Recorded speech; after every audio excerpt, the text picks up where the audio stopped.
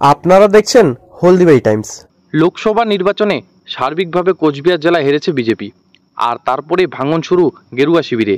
এবার হলদিবাড়ি ব্লকের দক্ষিণ বড় হলদিবাড়ি গ্রাম পঞ্চায়েতের দখল নিল তৃণমূল কংগ্রেস। সোমবার ওই গ্রাম পঞ্চায়েতের প্রধান সহ এক গ্রাম পঞ্চায়েতের সদস্য, মেখলিগঞ্জের বিধায়ক পরেশচন্দ্র অধিকারী ও তৃণমূলের জেলা সভাপতি অভিজিৎ ভৌমিকের হাত ধরে যোগ দিল ঘাসফুল শিবিরে। এর আগেই বিজেপি থেকে তৃণমূলে যোগ দিয়েও ফের বিজেপিতে প্রত্যাবর্তন করেন 153 নম্বর বুথের পঞ্চায়েত সদস্য জয়গোবিন্দ বর্মন। এদিন তৃতীয়বারের মতো ডিগবাজি দিয়ে ফের তৃণমূল শিবিরে তিনি। তার সঙ্গে এবার সঙ্গী হন ওই গ্রাম পঞ্চায়েতের প্রধান প্রমীলা বর্মন রায়।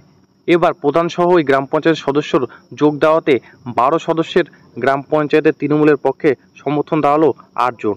অন্যদিকে বিরোধী শিবিরে থেকে গেলেন মাত্র 4 জন সদস্য, যদিও বিরোধীদের অভিযোগ দুর্নীতিতে সামিল হতেই ওরা তৃণমূলে যোগ দিয়েছেন।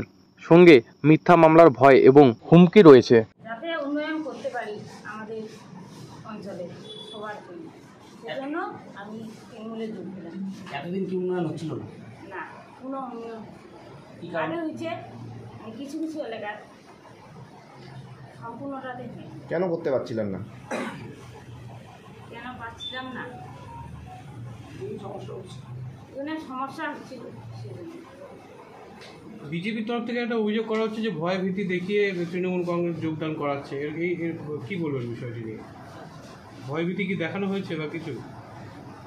না, দেখানো হয়নি। আপনি স্বেচ্ছায় তৃণমূলে যোগদান করেছি। কি নাম আপনার? প্রমীলা বর্মন রায়। তাহলে কয়টা হলো গ্রাম পঞ্চায়েত সদস্য আপনার এখন? 8টা।